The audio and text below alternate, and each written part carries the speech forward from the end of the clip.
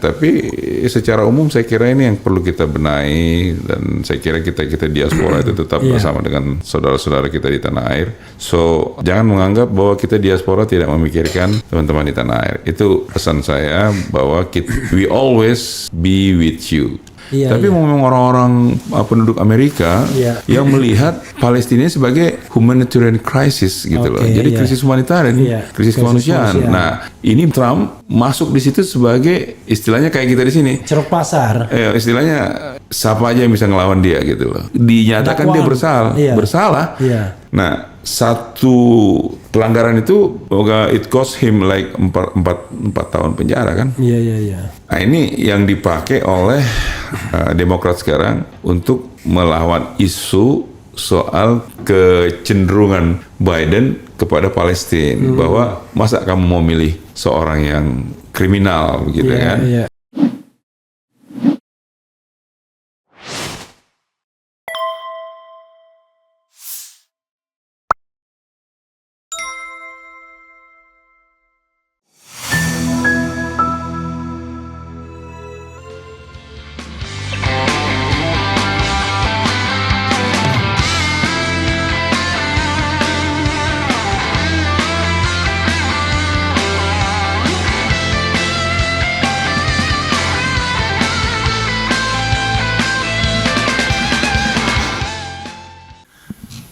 Assalamualaikum warahmatullahi wabarakatuh, sobat RH sekalian.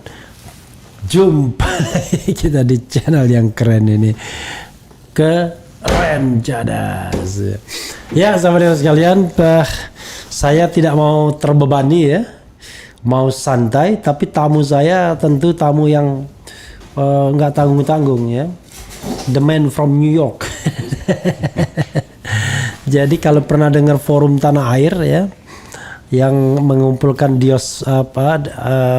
warga negara Indonesia di 21 negara ya. Jadi diaspora Indonesia di 21 negara. Ini beliau ketuanya dan sekaligus Dewan Pembina ya, seperti Prabowo lah kira-kira ya. Jadi selain ketua umum juga Dewan Pembina. Assalamualaikum warahmatullahi wabarakatuh, Daeng. Saya bilang, jadi aslinya namanya Tata Kesandra ya, luar biasa. Tapi sering saya panggil Daeng ya, Daeng Tata. Kalau Daeng Tata ada dua orang yang ingat. Pertama ingat Konro ya kan, Konro Daeng Tata. Yang kedua ingat istri Tommy Soeharto, Tata juga. Dan yang ketiga penyanyi. Anak buahnya dulu Mahadewi atau Dewi ya, Tata Janeta. Saya nggak tahu. Nggak tahu kalau Tata Janeta. Jadi saudara sekalian, Daeng Tata ini ya, saya kira-kira saya kenal. Kita kenal kapan, Daeng ya? Sebelumnya, Assalamualaikum warahmatullahi wabarakatuh, Daeng. Waalaikumsalam warahmatullahi wabarakatuh. Oke. Ini masih offline kita nih, enggak ya? Sudah online kan? Oke, soalnya ini belum ya. Oke, Daeng. Siap. Tak ada sejak tahun berapa kita kenal? 2021 kayaknya ya? Atau 2020?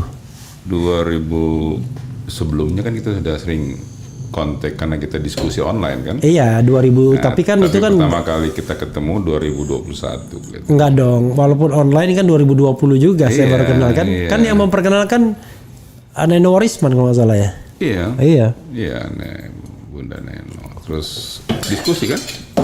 Diskusi terus kita kan? Iya, jadi diskusi. One day FTA ini pernah juga jadi klien saya, mengajukan judicial review terhadap presidential threshold ya.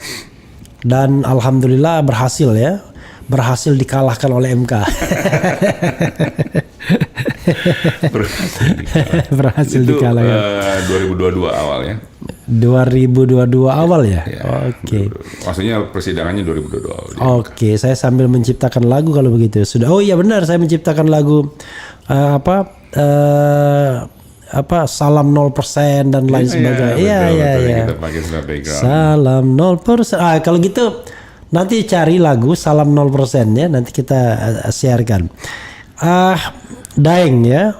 Walaupun kita santai-santai, tapi banyak hal yang saya ingin tanyakan dan tentunya orang pengen juga, wah gimana caranya dulu ya, waktu pulang kira-kira tahun berapa Daeng? Pulang 2022 ya? 21. Hah? 21 terakhir saya pulang. Ya, 2021 ya. Beliau ini, waduh, gemuk sekali, lebih gemuk dari Jido. Jido itu yang di depan saya yang dan kemudian kayak apa? Yang pemimpin sekte Jepang itu Asahara, apa? Hah? Iya, yang Asahara itu loh, yang apa? Yang di kereta bawah tanah itu, yang melakukan teror di kereta bawah tanah, couple years ago itu namanya Asahara. Wah, itu kayak Daeng tuh waktu itu, tapi sekarang ganteng sekali Daeng. Jadi namanya Soko Asahara ya. Wah, saya buka nih, tuh Daeng nih, tuh Soko Asahara. Gitu. Yakuza. Bukan, ini pemimpin sekte. Soko Asahara lahir Kizuo Matsumoto, merupakan pendiri dan pemimpin sekte kan. Aum Shinrikyo yang dibentuk pada tahun 84. Asahara mengaku sebagai Yesus dan mengklaim mempunyai 40.000 pengikut di seantero dunia, di mana 9.000 diantaranya ada di Jepang. Kalau cuma 40.000 ya biasa aja ya, tapi lumayan lah untuk pilkada, boleh lah ini. Pilkada. Dan dia di Tokyo Detention House, Tokyo, Jepang, 6 Juli 2018. Sekarang mungkin udah nggak tahu ya. Oh, meninggal sudah. Oh, meninggalnya 6 Juli 2018 di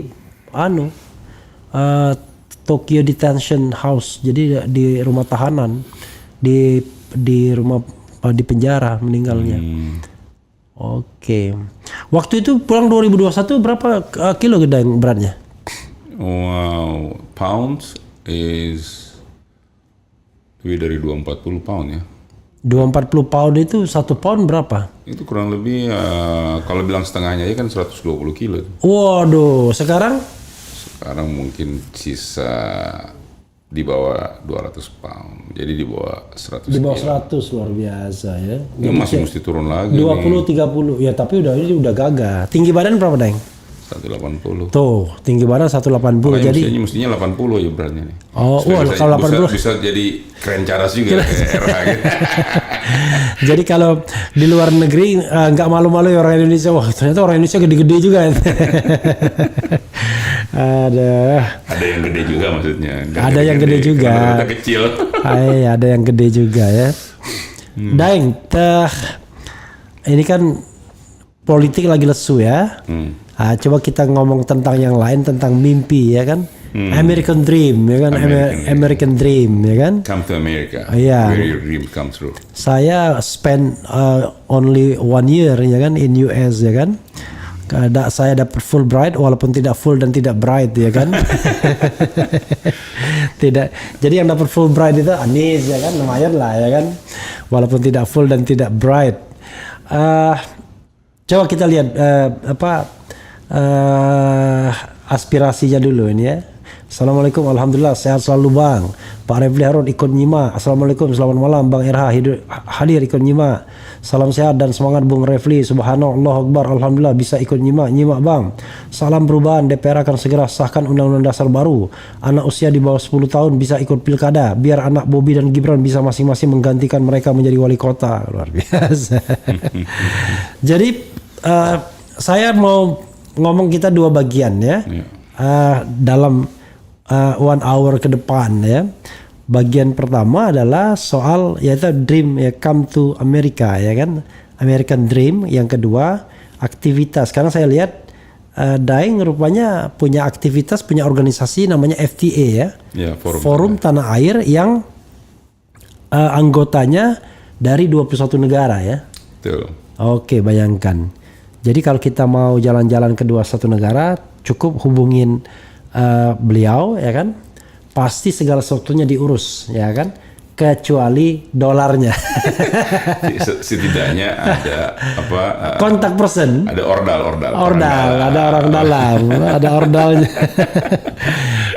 Kalau ke New York paling tidak tahu mau cari alamatnya, bukan alamat palsu ya kan. Jadi waktu saya ke Washington ketemu teman saya yang tinggal di apartemen kan, saya bawa 2 anak yang istri nyewa mobil kan dari Notre Dame. Begitu sampai ke apartemen bingung kita. Karena apartemennya kayaknya agak restricted ya kan, jadi nggak boleh sembarangan.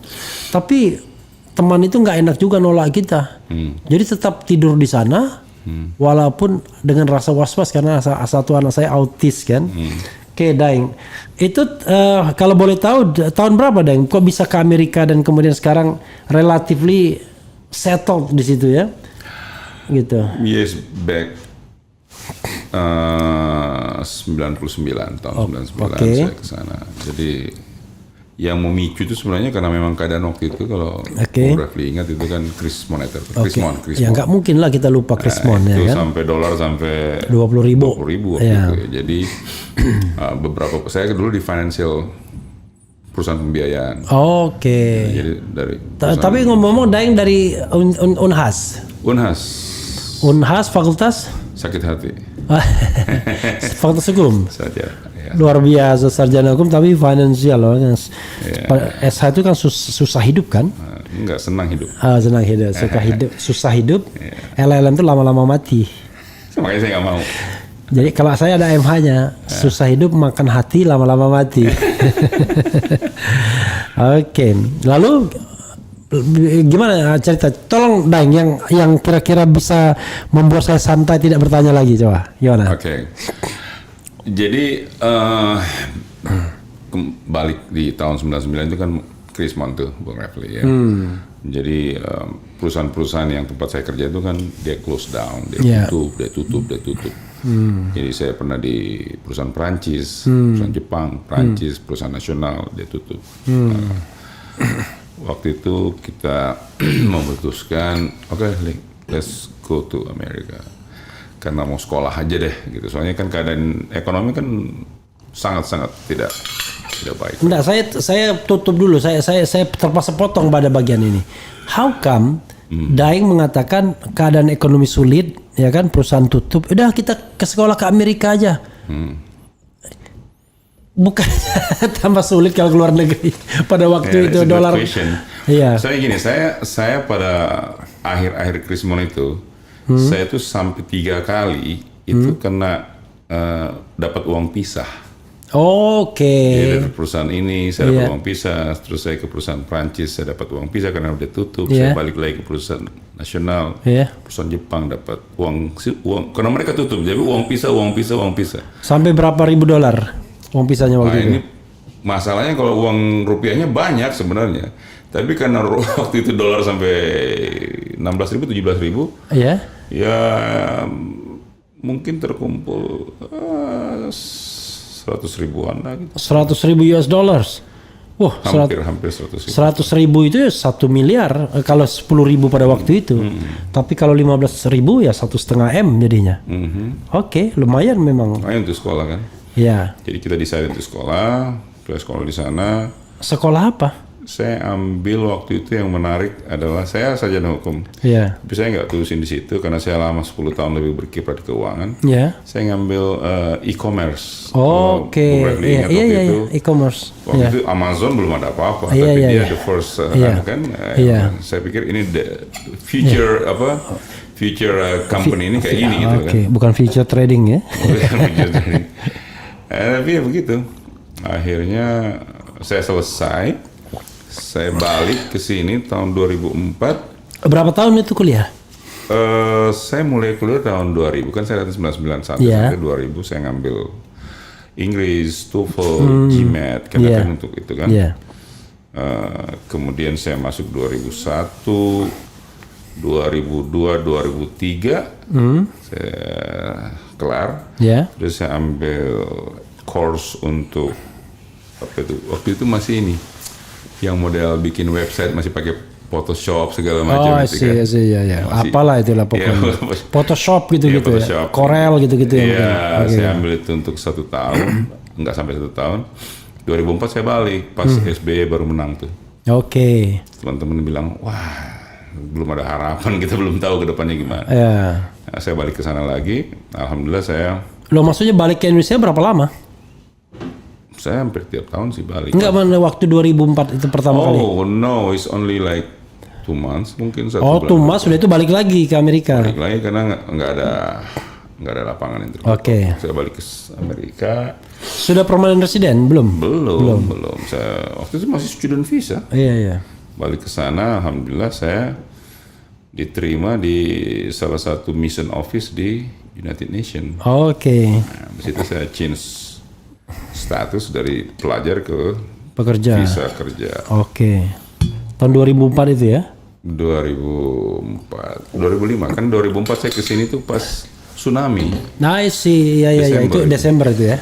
2005 saya kalau nggak salah Februari atau apa saya masuk situ. Terus 2005 sudah nggak balik-balik lagi kecuali ya liburan vacation ini ya. Lalu istri? Istri saya di sana kan ikut. Kenalnya kapan dulu? Atau sudah 99 itu udah nikah? Udah, saya punya anak satu waktu saya kesana. Waktu kesana tuh udah punya anak satu. Luar biasa, American Dream betul. 3 tahun lebih. Iya. Sekarang dia sudah. Ya wajar sih 99, saya aja nikahnya 96. Iya benar juga. Dan 99 saya udah anak 2.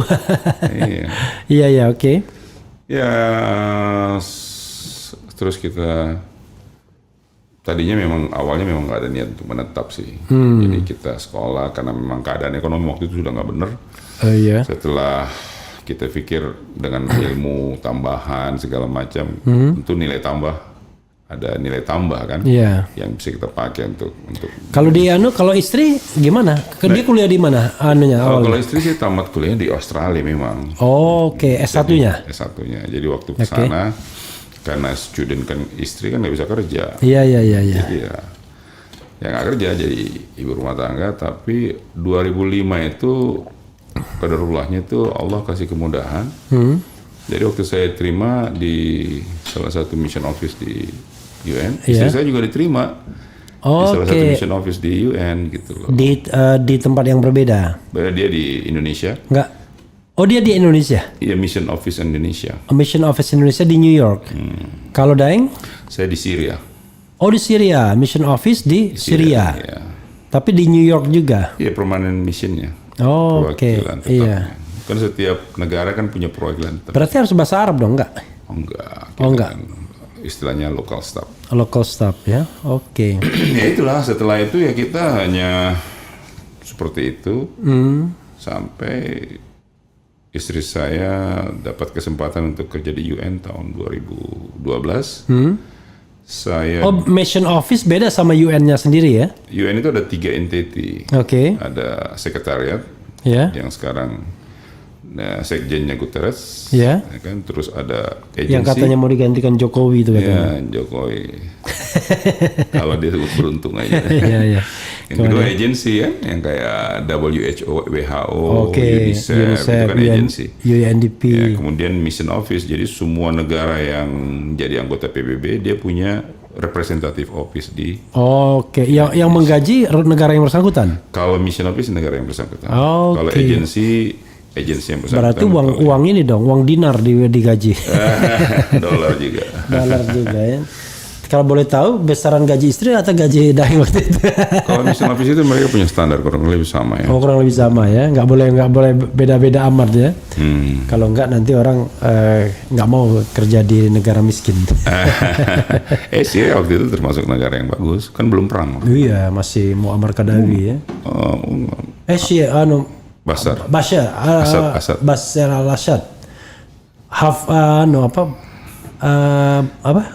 Assad.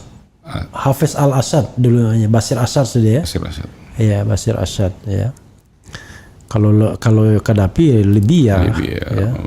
Syria itu zaman dulu Syam ya kan, sebagian dari Syam ya kan. Iya, betul. Jadi Syam itu Syria, Lebanon gitu-gitu.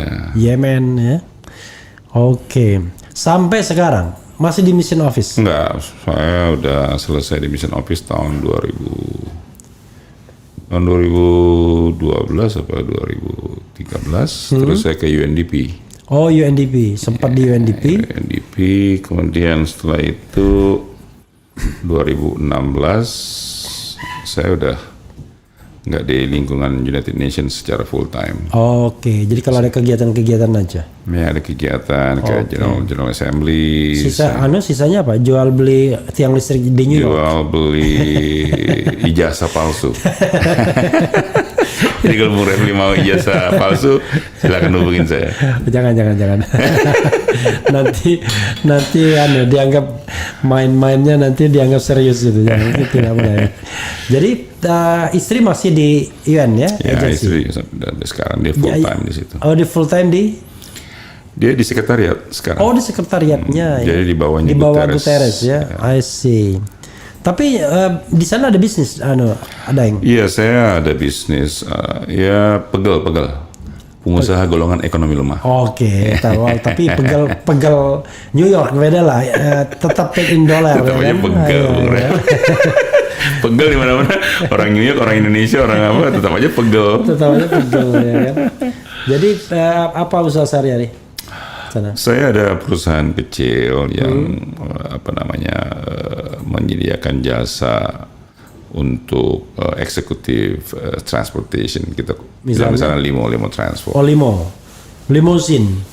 Iya, limousine itu kan ada orang di sini taunya kan limousine kan yang stretch limo yang panjang-panjang. Iya. Tapi limo itu sebenarnya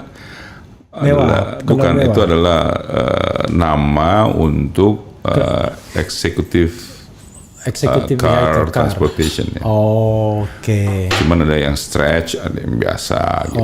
Oke, orang taunya yang stretch itu kan. Ya kan orang limo stretch gitu loh, padahal enggak. Pernah saya waktu jalan pokoknya di Amerika lah, mau menjelang pulang kan, kita berhenti di rest area apa gitu. Limo keluar, tiba-tiba banyak sekali keluar cewek semua. Itu penumpangnya kalau yang stretch yang panjang itu bisa sampai 15 orang. Keluar cewek semua dari limo itu.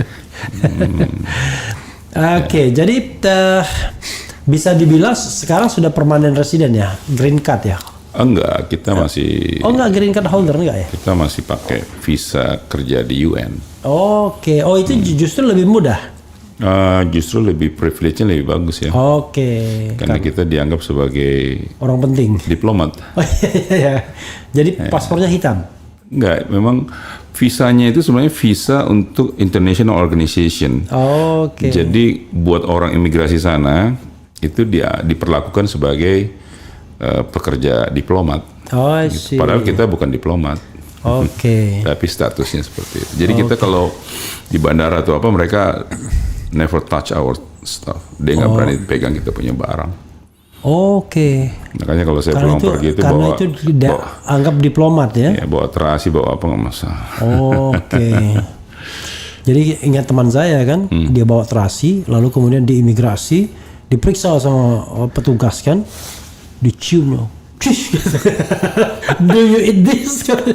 Bingung orangnya. Kok bisa kita makan yang kayak begitu? like smell like one, right? Oh my god. Orang bingung gitu kan. Itu sama bingungnya kita makan. Kenapa bekicot begitu hebatnya di Perancis ya kan? Iya. Di Indonesia mahal ya. Di Indonesia makan. Tapi juga ya kalau nenek bekicot tuh kita isep-isep juga juga kita sekarang. Keong kecil gitu ya. Iya, jadi gitu kita perjalanan hidupnya kita seperti itu. Oke, lalu anak sekarang berapa? 2 tetap? 3 anak saya. Oh, ada US. Ya, ada made in US ya? Ada made in US, made in New York. Oh, made in New York. 2 orang ya? Ya. Yang tertua berarti udah berapa? 20 masuk 29 sekarang. 29 yang tertua. Sudah pisah. Iya, tahun lalu dia sudah punya uang, punya gaji, dia kan kerja di UNICEF. Oke, yang katanya need privacy gitu ya. Iya. Jadi pisah sendiri dia. Iya, dia ada roommate, dia ada apartemen sama roommate-nya kan. Iya. 2 kamar dia sharing. Okay. Lalu yang kedua ketiga? Masih di rumah. Masih di rumah, masih kuliah atau? Masih kuliah. Kalau yang terakhir kan baru datang, selesai dari pondok di sini. Oke.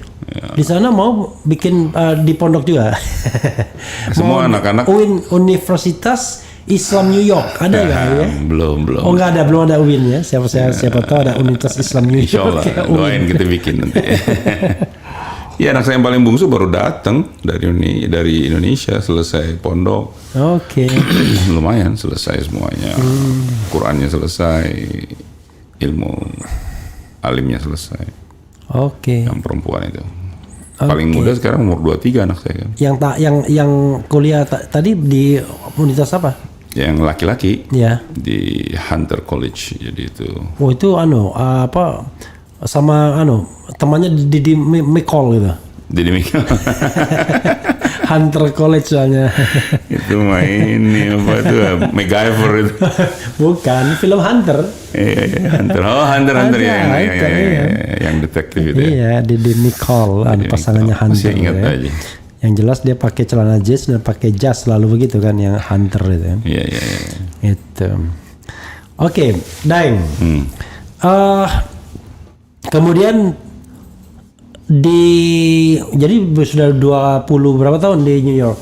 25 tahun ya. Wah, 25 years ya, luar biasa. Jadi selama 25 tahun itu ini kerja dan akhirnya berpikir membentuk apa istilahnya diaspora Indonesia, namanya FTA, Forum Tanah Air, atau sebelumnya ada lagi, itu gimana?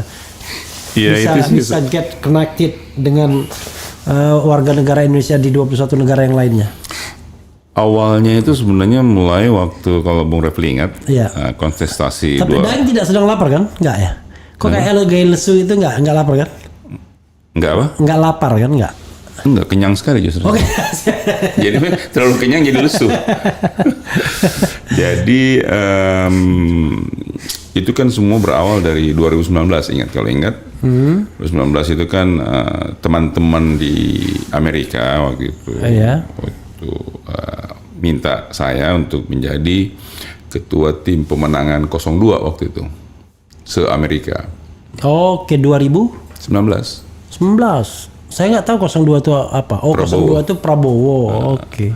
Tapi kita waktu itu memang kita bukan orang partai gitu, Iya. bukan. Jadi kita hanya mendukung siapa yang menjadi lawan dari incumbent waktu itu kan. Oke. Itu Jokowi waktu itu. Iya. Jadi setelah selesainya itu, waktu itu kita banyak komunikasi memang sama teman-teman di Eropa, di Australia, di Timur Tengah, Oke. Asia Pasifik. Karena luar negeri ya.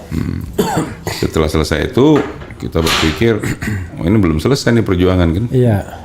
Karena kalahnya Prabowo, tapi kita kan bukan lihat karena kalah Prabowo, kita lihat isu yang kita perjuangkan itu. Oke. Jadi isunya adalah bagaimana supaya rakyat itu lebih diperhatikan sehingga bisa mencapai taraf kesejahteraan yang lebih baik lah. Karena kita merasa diaspora itu adalah suatu berkah dari Allah ya. Kita pengen melihat saudara-saudara kita tuh seperti kita juga gitu lah. Artinya dapat sesuatu yang memang pantas diterima oleh orang-orang yang hidup di negara merdeka gitu. Iya. Itu dasarnya aja. Ya. Tapi biasanya orang kalau 2019 mendukung Prabowo 02, biasanya kalau 2024 itu jadi pindah. Nah itu ceritanya harus back flash lagi ya. Yeah. Karena kan kita seperti saya bilang, kita nggak mendukung salah satu figur apapun. Yeah.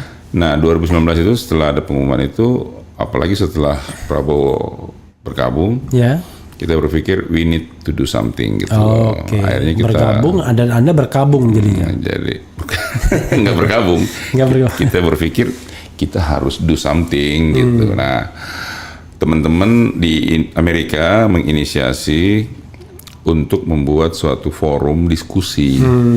Nah, itulah Bung Refli kan saya kenalnya di situ. Kita diskusi banyak tentang segala macam, baik dari segi aspek hukum tata negara, ekonomi, sosial, segala macam. Itulah Forum Tanah Air. Nah, kenapa bisa? Tadinya cuma mau Amerika aja. Tapi kenapa bisa mendunia? Ala kulihal kan COVID. Sehingga tadinya yang kita rencana mau datangkan orang-orang seperti Bung Refli, Rocky kan datang waktu kita setiap 2 bulan ke Amerika, ya kan. Akhirnya nggak jadi kan COVID. Akhirnya kita bikin online. Begitu sudah tahu online, nggak mau lagi datangkan juga. Nggak online, justru dampaknya lebih luas. semua teman-teman ikut Ya. gitu loh. Akhirnya kita berpikir kenapa kita nggak buat Dan komunitas. di luar negeri kalau dia Eropa Amerika lebih kencang internetnya, Iya. lebih jelas malah. Akhirnya gabung semua tuh. Sampai ke North Africa, kita ada di Mesir. Tadinya ada juga di Maroko, tapi Maroko Mesir ini kan anak-anak sekolahan. Ya. Jadi Maroko itu udah balik ke Indonesia, kita belum punya. Oh, yang kemarin balik Indonesia ya? Ya, tapi Mesir masih ada. Gitu. Maroko itu ada pelari namanya Said Aouita. Pernah dengar? Siapa itu orang Indonesia? Bukan, pelari dari pelari dari Maroko. Maroko. Pelari jarak jauh, Said Aouita. Jadi one day Said Aouita ini lagi lari-lari. Mau kemana Said? Dia mau pergi ke suatu tempat loh. Kenapa nggak lari-lari? Kenapa nggak pakai mobil? Nggak pakai taksi? Saya buru-buru gitu.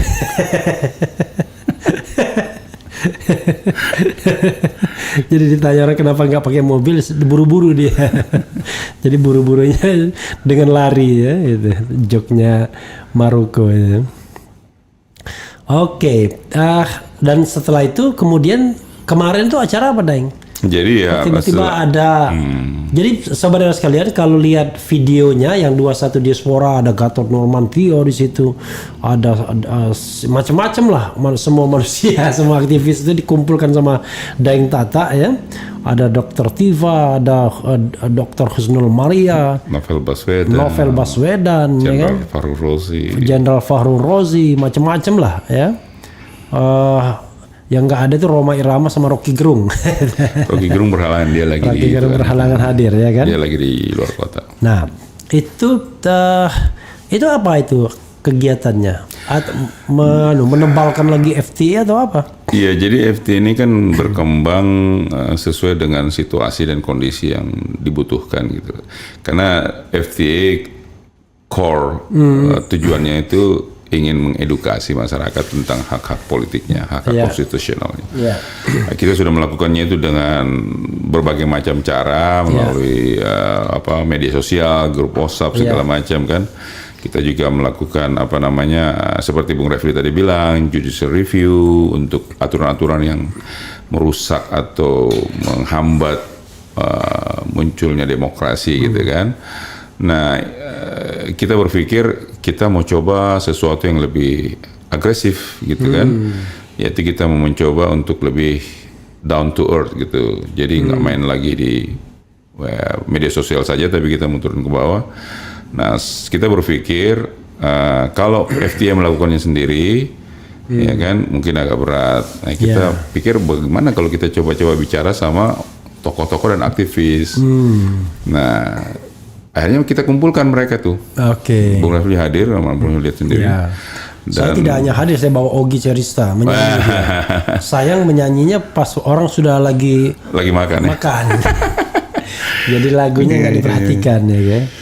Lagi gimana terusnya? Ya, jadi ya itu tujuannya itu adalah supaya mereka bisa duduk bersama, dan ternyata ada satu yang menjadi advantage ya. Buat Forum Tanah Air, karena kan kita memang tidak ada orientasi politik, kita tidak menjadi underbow dari partai politik, kita nggak menjadi bagian dari organisasi apapun, kita bukan menjadi bagian daripada figur-figur tertentu atau relawan siapapun. Jadi sehingga pada saat kami mengundang, mereka itu melihatnya sebagai undangan dari pihak yang betul-betul berada di independen gitu. Jadi kalau Bung Refli lihat kan ada dari 3 pilar, tiga pilar kan, tahu kan, dari FPI, GNPF, dari PA212 ya kan. Kemudian ada yang dari nasionalis ya kan, ada yang dari militer, ada yang sedikit agak condong kiri juga datang kan, macam-macam. Jadi mereka semua, dan ternyata sambutan mereka dan mereka punya appreciation itu, menurut yang kita lihat, justru mereka semuanya pengen duduk bersama, cuman tidak ada yang menginisiasi. Dan kalau yang menginisiasi seperti RH, mungkin yang HR nggak mau datang kan gitu, atau yang menginisiasi si siapa ini nggak mau datang kan gitu. Nah, kalau kita kebetulan kita tidak ada berada di mana-mana, dan sebagian besar yang datang itu pernah ikut diskusi sama kita, jadi mereka tahu FTA itu apa. Mereka datang tuh Bung Refli. Tapi orang pemerintah nggak ada tuh kayaknya. Kita sengaja tidak undang orang-orang partai politik yang di Senayan justru. Oh, Karena kita tidak mau ada bias atau distorsi yang kita mau. Karena halal bil halal itu kita. Tapi insya Allah kalau memang Allah kasih jalan, FTI akan membuat sesuatu yang lebih besar lagi. Oke. Sebelum pergantian kepemimpinan. Kalau ada pergantian kepemimpinan. Oke. Jadi ya itu kita mau bikin lebih besar dan mungkin akan lebih menggigit karena akan lebih banyak ke substansi. Karena kemarin kan halal bil halal sebenarnya, ya kan, cuman dibungkus oleh Mas Hersu itu ke arah diskusi-diskusi yang agak nyerempet. Terus Bung Refli disuruh jadi closing note. Closing note ya kan. Closing footnote ya, cuma catatan kaki doang nih soalnya.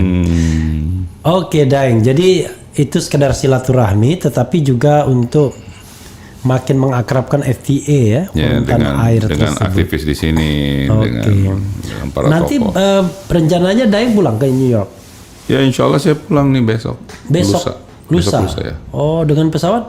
Turkish. Ya. Wah, Turkish Airlines itu biasanya menarik. Menariknya kalau nggak ada kebab, ada nasi Arab sana. Makanan yang saya sukai semua aja dari Turki. Itu by the way itu tuwes ya kemarin. Iya. Berapa tiketnya, Deng? Biar saya dapat tiket promosi kalau Islam tiket promo gitu ya. Lumayan. Sekitar $850. $850. Round trip itu cheap. Iya, murah sekali. Maksudnya murah untuk ukuran tiketnya kan? Iya, ukuran tiketnya. Gara-gara dolar terdepresiasi, rupiah terdepresiasi. Tapi sekarang udah nggak dapet. Kemarin saya kan mundurin tuh. Mestinya saya pulang akhir bulan lalu. Iya. Saya mundurin ke. Boleh. Oh, itu open ya? Saya nambah biaya administrasi. Oh, oke. Ya. Tapi saya tanya tiket untuk round trip sekarang itu sekitar 24 juta round trip. Berarti kan kalau 24 juta itu kan kurang lebih 1.500 sekarang. Iya. 1.500, 1.600. Iya. Dua kali lipat ya. Karena sudah mulai masuk summer kan, sudah mulai masuk liburan. Oke. Jadi tim Daeng kalau mau ke New York itu bagusnya jangan summer. Tapi gitu. Tapi sebelum summer yaitu musim semi. Oke. Ya kan? Kalau musim semi bulan apa? Oktober? No, itu fall. Musim semi. Fall, sorry. Musim semi itu mulainya April ya. April, Mei, June. Kan setiap 3 bulan ya. Iya. Nah, June itu end of June sampai Juli, Agustus, September awal itu panas. Samar. Nah, fall itu September akhir, Oktober, November. Kalau fall nggak enak. Jam 5 udah gelap. Ya, udah mulai gelap. Kalau apa? Kalau tadi apa? Fall, kemudian bulan sebelum summer? Autumn. Musim semi. Musim semi ya. Musim semi itu lumayan lah ya. Sama kalau waktu matahari terbenam itu yang paling lama kan summer. Bisa sampai maghribnya itu hampir jam 9 malam kan. Oke. Makanya saya kalau jalan tuh summer, tapi memang mahal. Cuma sebenarnya enak kita sampai malamnya sampai jam 9 kan.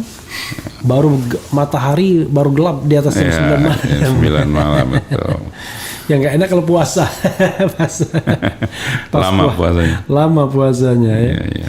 Kecuali pakai teori mengenai kita menggunakan waktu Indonesia bagian barat. Ada juga yang begitu kan? Enggak. Ada yang itu kalau dia misalnya dalam perjalanan. Ya kan? Dan dia bukan pernah netap di situ, ya tetap aja gunakan waktu Indonesia bagian barat katanya. Kalau dia dalam dia dalam perjalanan, tapi ya nggak ngerti juga kita kan yang gitu-gitu.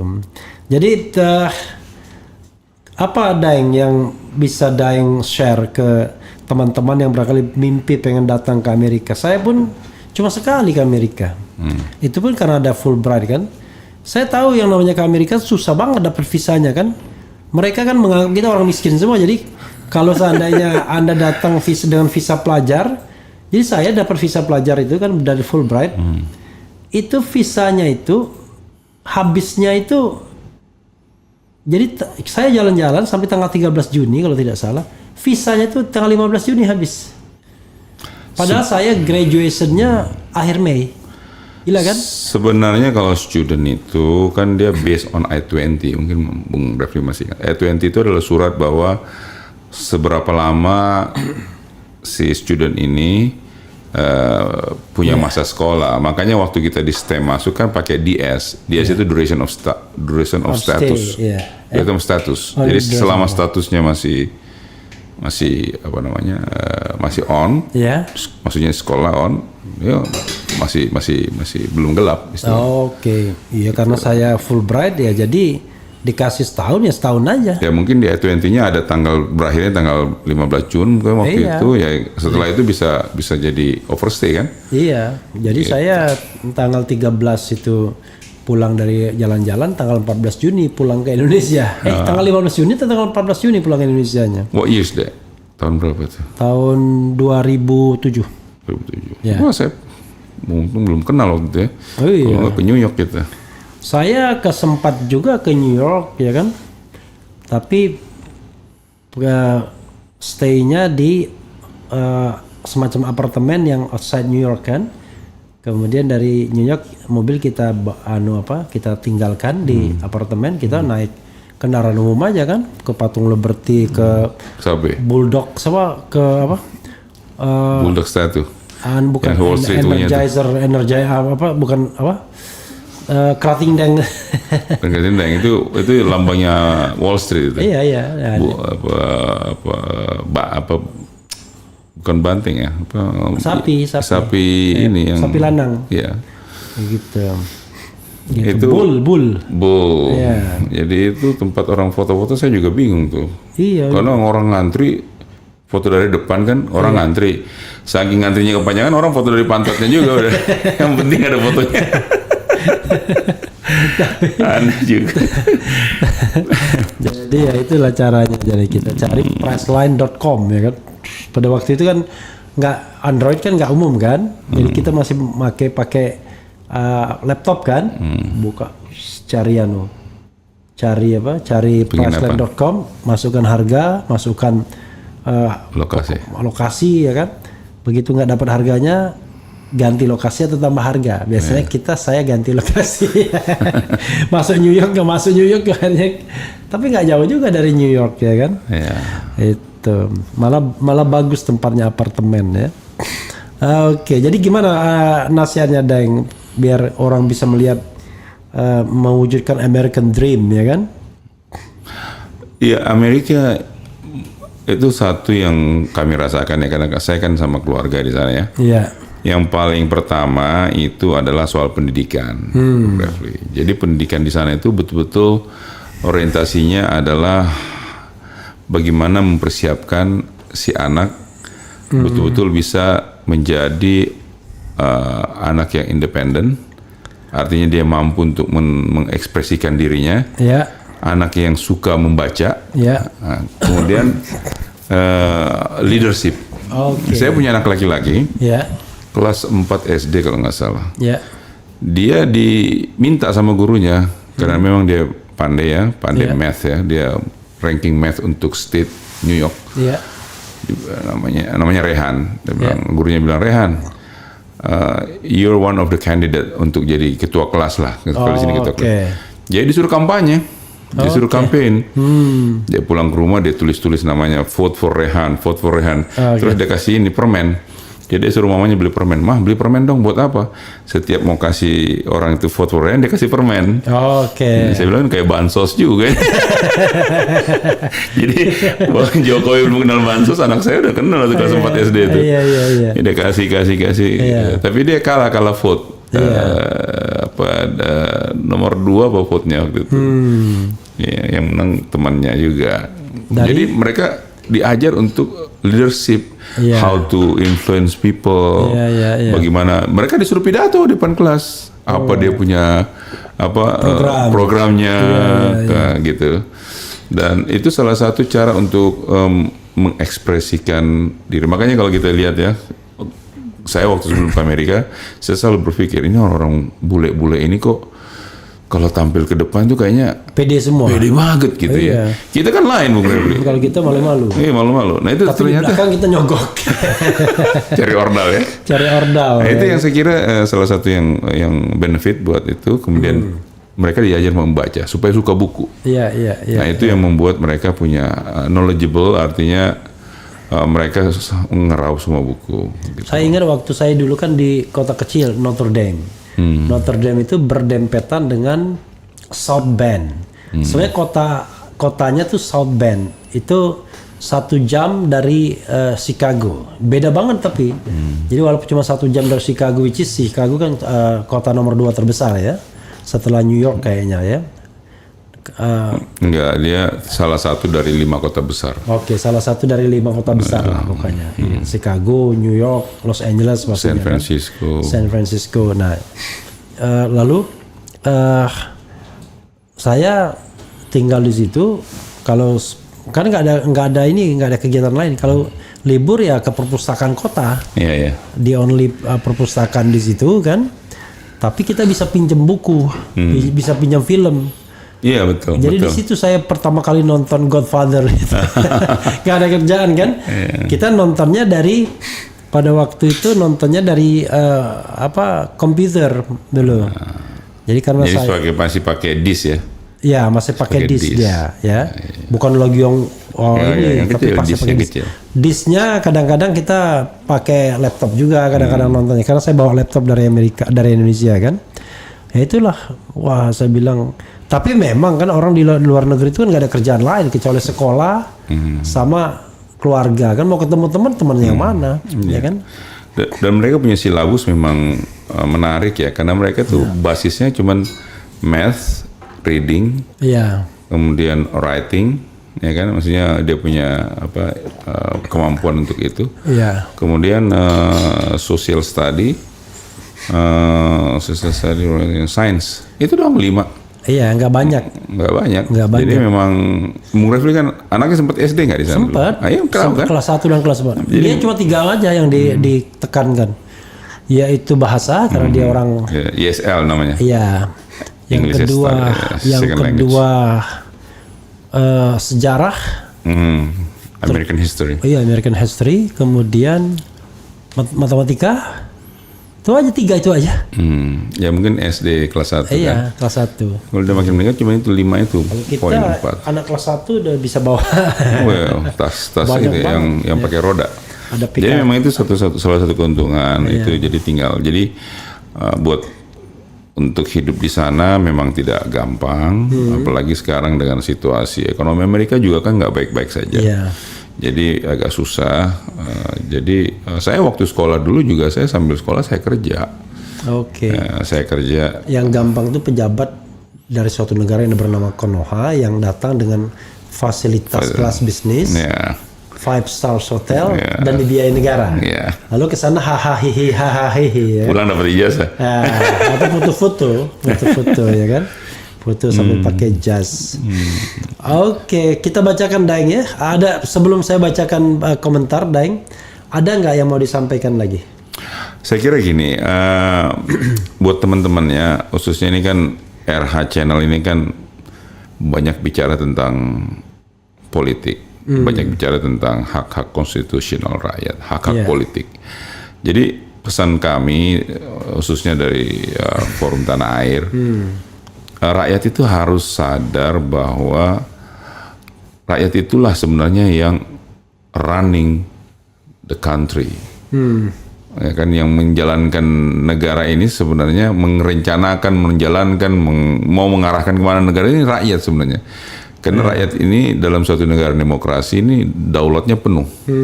Nah, cuman sekarang karena itu tidak berjalan, nah ini yang kita maksudnya mau edukasi kepada masyarakat bahwa Anda ini punya hak yang dinamanya sovereign of the people, jadi kedaulatan rakyat. Dan itu dijamin sama Undang-Undang Dasar kan, Bung Refli kan, pasal 1 ayat 1, pasal 1 ayat 2 kalau nggak salah. Bab 1 pasal 1 ayat 2. Kedaulatan ada di tangan rakyat. Itu kan sudah dijamin sama undang-undang. Jadi cuman pelaksananya kan nggak sampai ke situ. Nah, ini yang kita mau edukasi bahwa rakyat kita itu punya hak kedaulatan itu. Nah, dengan hak kedaulatan itu rakyat bisa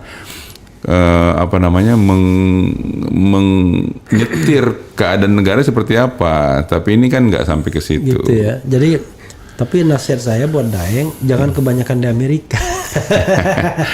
Tapi FTA jangan salah, Bung Revi. FTA ini bukan saja diaspora loh. Sekarang FTA ini punya jaringan members itu di 38 provinsi. Oke, makanya ada ketua harian di Indonesia. Ada Mas Doni itu. Jadi kabupaten kota kita hampir 200. Sampai saya dibecandain kan sama salah satu teman. Wah, ini ntar lagi bisa jadi partai politik nih katanya. Jadi tadi sebenarnya serius tadi apa yang dikatakan Daeng ya soal hak-hak konstitusional itu. Tapi sedihnya di Indonesia ya, ini kan negara yang legal culture-nya, tradisi hukumnya itu tidak kuat. Jadi hukum tuh nggak dipegang. Hukum itu sering sekali disepelekan, diabaikan. Itu persoalan kita. Boro-boro apa yang tercantum dalam konstitusi? Ya sudah jelas-jelas saja syarat menjadi calon gubernur 30 tahun syarat jadi calon itu aja bisa diubah. Ya betul. Jadi parah pokoknya ya. Tapi saya melihatnya justru gini, Bung Refli. Yang undang-undang itu kan semuanya ada kan, Bung Refli lebih tahu. Tapi yang parah itu law enforcement-nya.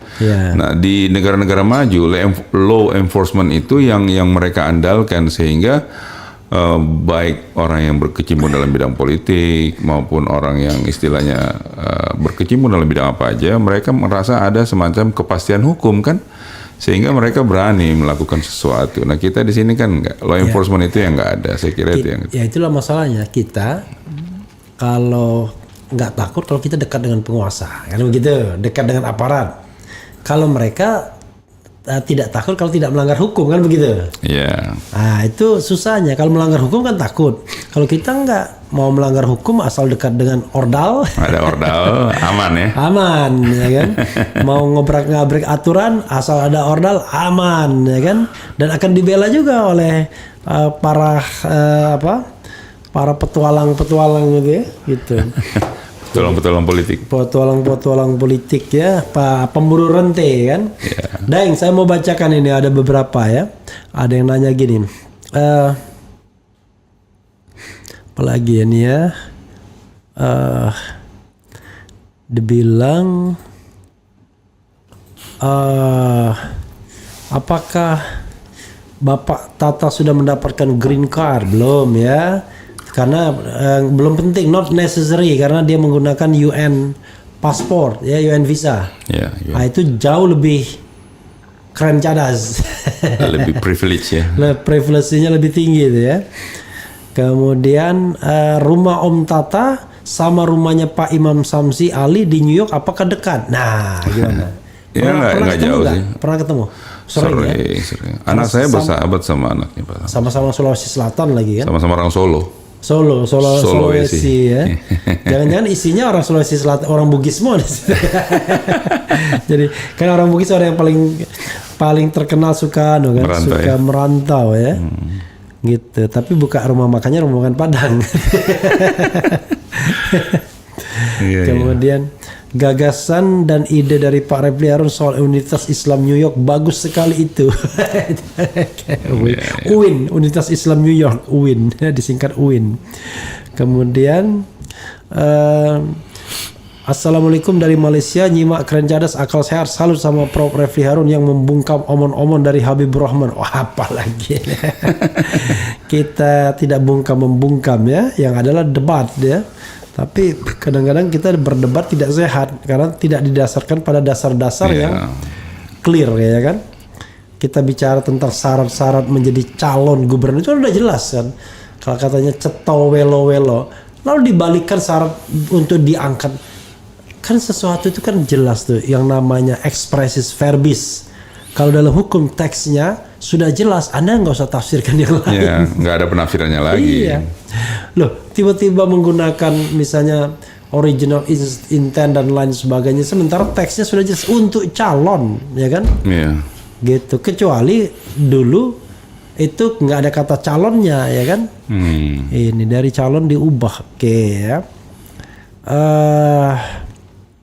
Kemudian apalagi ini ya, malah membahas saya dan Habibur Rahman, nggak penting lah ya. Kemudian rumah Pak Tata masih nanya lagi. Assalamualaikum, semoga Indonesia bisa lebih kenal tanah air Indonesia dan isinya yaitu kita. We are one. Wah, apalagi nih. Oke, Daeng, nggak terasa kita udah hampir 1 jam juga ya. Mungkin ada yang mau ditambahkan, kalau tidak ada closing statement. Tapi closing statement bisa 2 jam sendiri kalau mau. Daripada nanti bingung-bingung, saya belum menyampaikan sesuatu gitu ya.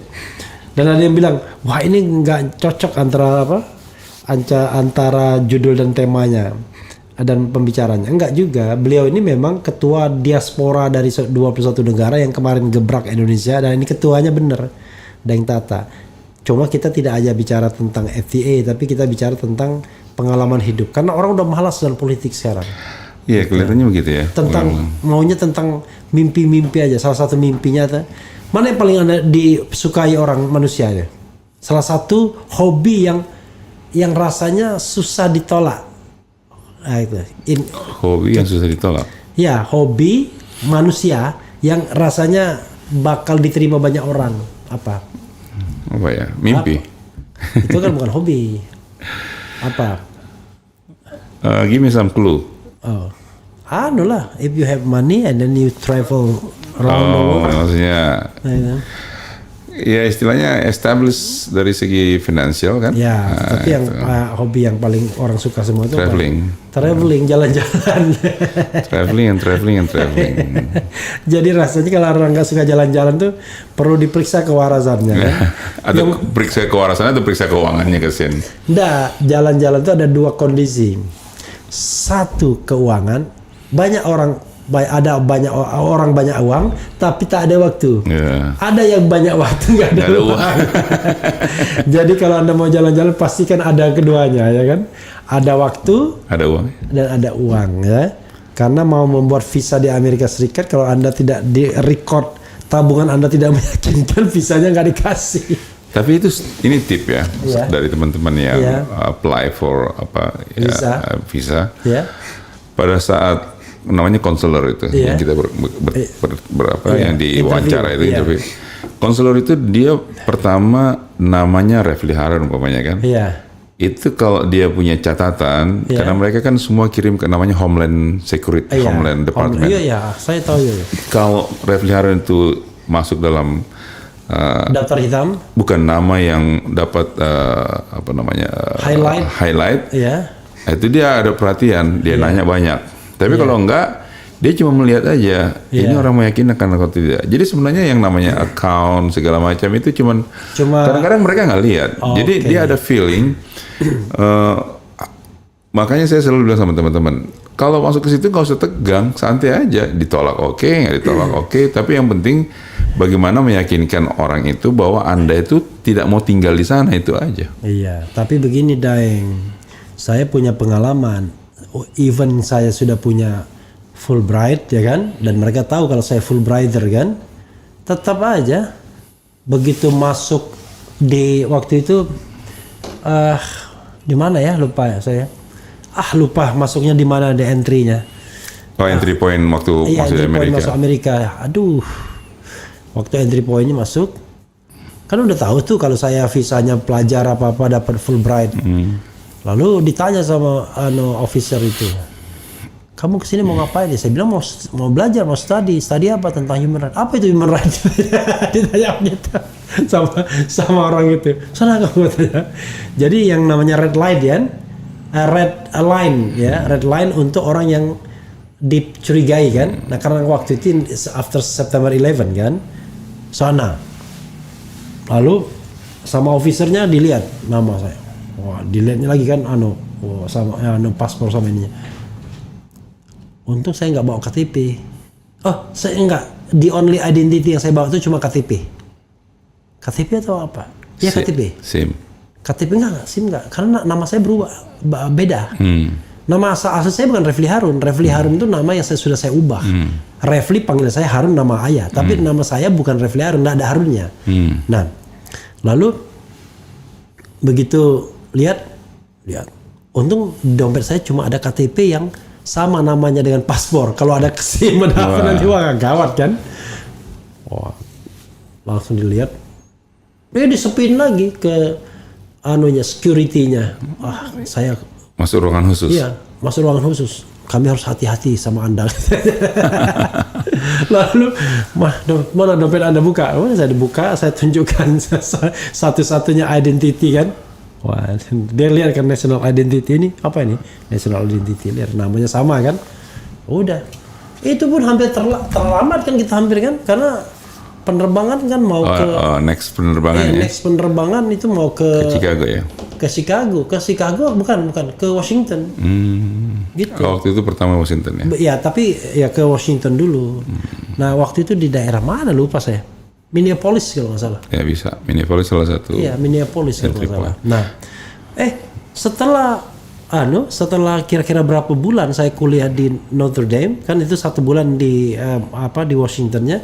Setelah berapa bulan, saya ada kegiatan di mana Fulbrighter tuh kumpul seluruh Amerika di Chicago. Nah, dari seluruh negara lah itu. Iya, tapi yang di Amerika, yang Fulbrighter dari seluruh negara, nah kumpul di situ.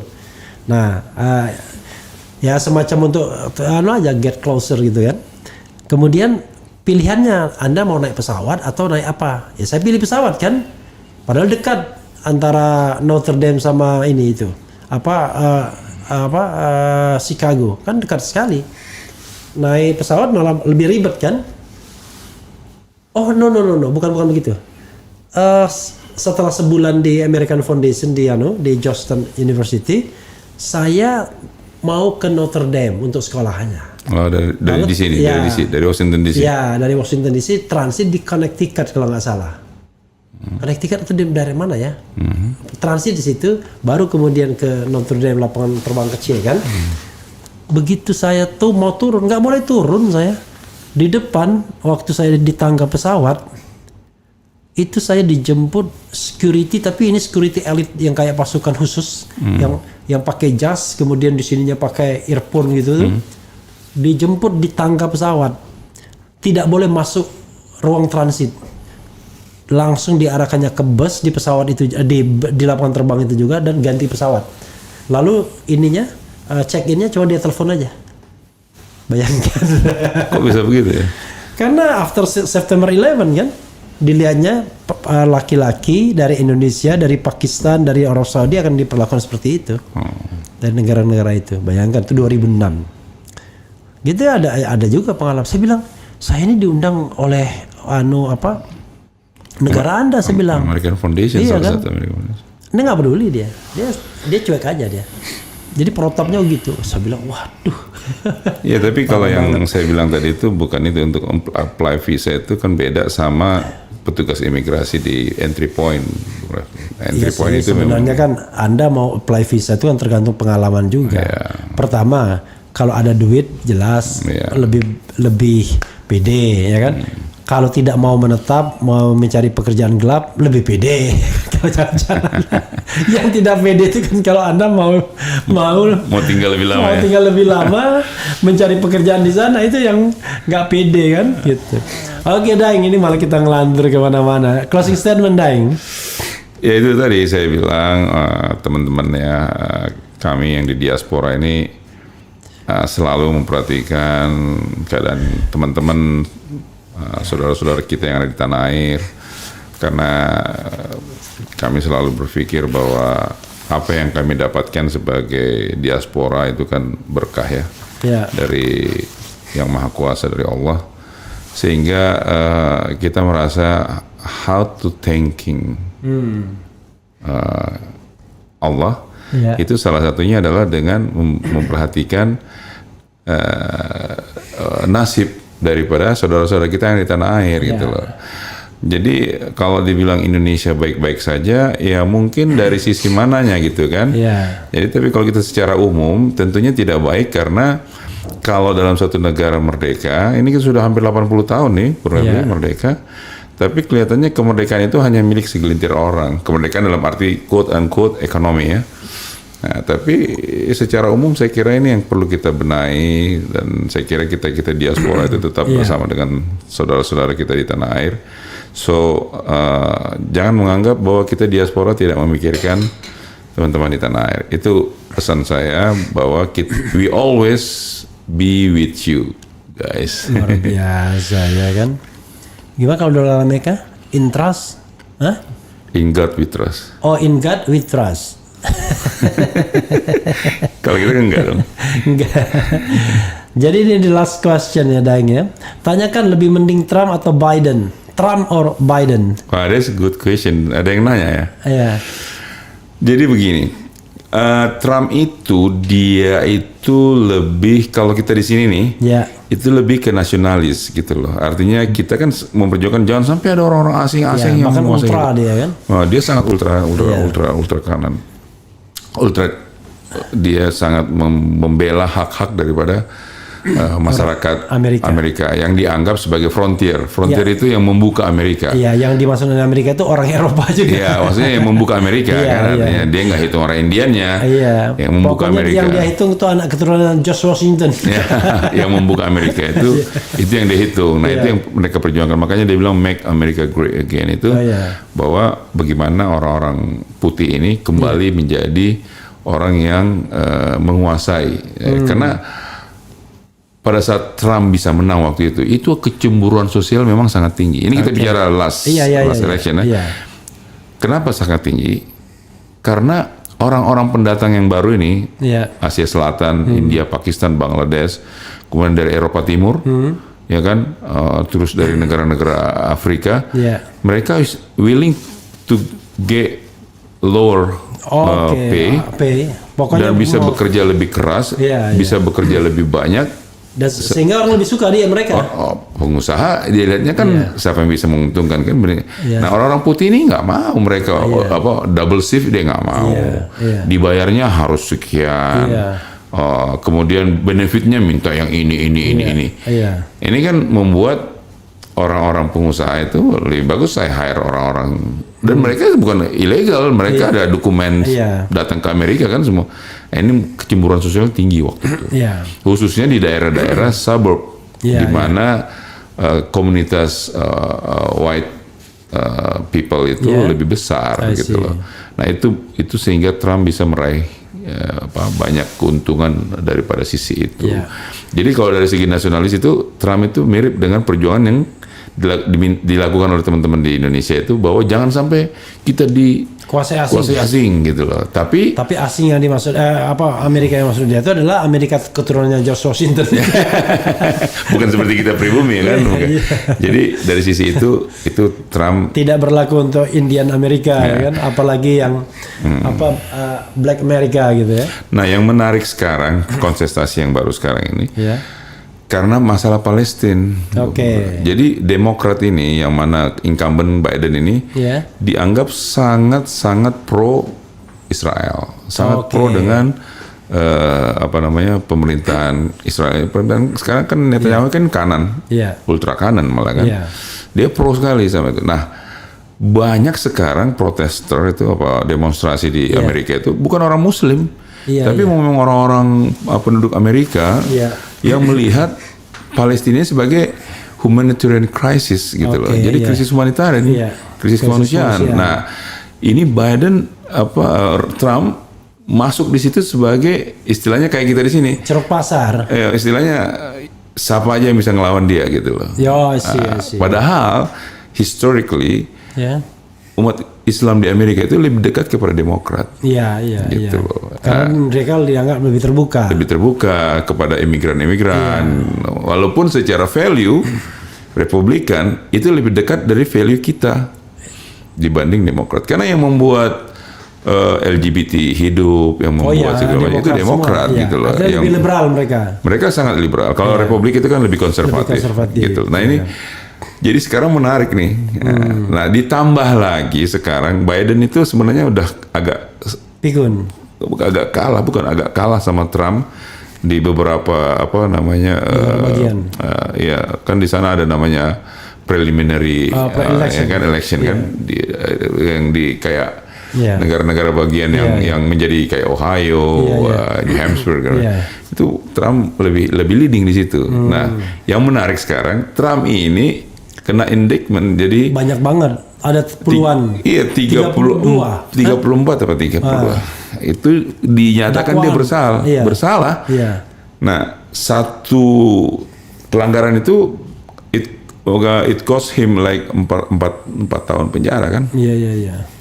Jadi ini yang dipakai oleh Demokrat sekarang untuk melawan isu soal kecenderungan Biden kepada Palestina, bahwa masa kamu mau milih seorang yang kriminal gitu kan. Iya. Nah, tapi orang Trump bilang ini sangat politis ya, kayak kita sekarang di Indonesia ini sangat bermuatan politis, bukan hukum lagi gitu loh. Jadi ini menarik ini. Tapi nggak lazim ya, biasanya dalam beberapa tahun terakhir ini presiden yang sudah kalah maju lagi itu kan nggak lazim ya.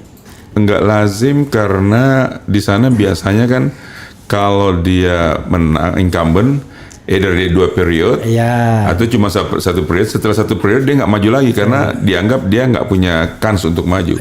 Nah, Trump ini dia merasa punya kans untuk maju karena ekonomi Amerika ini dianggap Demokrat tidak bisa handle ini. Nah, tapi yang menarik ini masalah isu internasional ini, Palestina ini. Tapi pertanyaannya, the question is for you, Trump or Biden, ya kan gitu. Ya itu tadi. Sekarang kalau Trump Trump sampai di indictment, dia kan nggak bisa maju. Bukan begitu. Maksudnya kalau pilihan saya. Iya, your personal preference. Personal preference. Kalau saya tetap kepada istilahnya lebih senang kepada hal-hal yang bisa membela umat Islam, yang bisa pro kepada Islam gitu loh. Jadi dalam politik praktis kan yang jadi kan teori kepentingan. Iya. Jadi kalau kepentingan kita apa? Kepentingan kita untuk membela apa?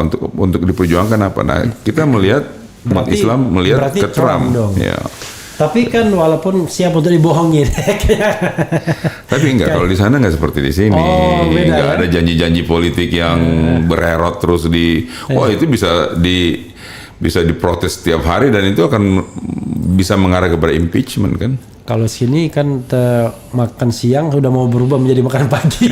Entar lagi-lagi nanti dibilang apa tuh? Nanti makan pagi, tapi ini untuk anak sekolah aja. Lama-lama nggak ada makan apa-apa, dikasih permen doang. Lama-lama size-nya makin kecil gitu. Jadi memang menarik ya, pertanyaannya bagus sekali. Siapapun yang ada itu bahwa memang Biden di satu sisi kalah marwah lah dari Trump yang sekarang kan terakhir ini kan Palestina ini jadi isu yang sangat hangat sekali, crucial di Amerika. Dulu waktu zaman pertama kali mereka menyerang itu hampir tiap hari Bung Gafli di jalan di New York itu. Hampir tiap hari orang, dan itu bukan orang Muslim. Iya. Saya pernah ikut satu kali waktu 1 million march. 1 million long march itu di Washington DC tapi. Saya ikut waktu itu, saya datang. Itu waduh berdiri bulu-bulu kuduk kita karena yang di samping-samping kita itu bukan orang Muslim. Ya, dan di sana kan yang namanya itu ya boleh-boleh aja ya untuk demo kan. Iya, dia muter mengelilingi, pernah di Washington kan, pernah kan? Iya. Yang apa itu monumen kayak Monasnya itu. Iya. Muter itu sampai berakhir di depannya Gedung Putih. Monumen kemerdekaan dia. Gitu. Sampai di depan Gedung Putih. Iya. Di situ. Tapi dia nggak orasi di situ, berhenti di situ. Penuh sesak. Jadi dan itu di samping kita bukan orang Muslim. Iya. Orang-orang putih, ada dari berbagai NGO, ada dari kelompok yang kelompok perdamaian segala macam. Jadi memang jadi humanitarian crisis gitu. Nah, ini yang membuat Biden agak sedikit keciut gitu, bisa kalah dia kalau lawan sama Trump. Makanya sekarang saya kira betul ya ada unsur politis. Walaupun itu tidak seperti di sini dipolitisasi ya. Karena memang jurinya bilang dia terbukti bersalah kan, terbukti bersalah, nggak kayak di sini yang tiba-tiba hakimnya bilang ini harus begini. 3 hari doang atau 2 hari sebenarnya itu ya. Tanggalnya sih 3 hari memang, tapi kalau kita pakai jamnya 2 hari.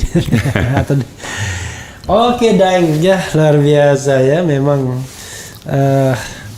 walaupun saya pernah dengar joke di sana katanya, wah bangga-banggaan tentang teknologi katanya. Wah kami begini. Terakhir Amerika bilang, oh kami kemarin ada orang tua, kami baru saja operasi dan kami ambil otaknya dan besoknya dia jadi becomes President of America. Jadi kalau kita langsung ujaran kebencian ya karena itu ya. Saya pernah lihat toy atau apa boneka itu. Wah, no brain. Waktu itu boneka Josh Walker Bush gitu ya. Nggak ada otaknya ya. Tapi nanti orang bilang, wah Indonesia kan negara Pancasila, kita punya sopan santun dan lain. Oke lah, sontoloyo. KUHP-nya kan? Bahaya sekarang KUHP kan. Oh iya. Jadi kita itu kadang-kadang berlindung di balik adat ketimuran untuk menutupi perilaku korup. Susahnya gitu. Oke Dang, terima kasih banyak Dang ya. Sama-sama. Kita berbincang santai dan mengalor ngidul nggak karu-karuan, tapi ini tetap karuan. Wassalamualaikum warahmatullahi wabarakatuh. Waalaikumsalam warahmatullahi wabarakatuh. Keren Jadas.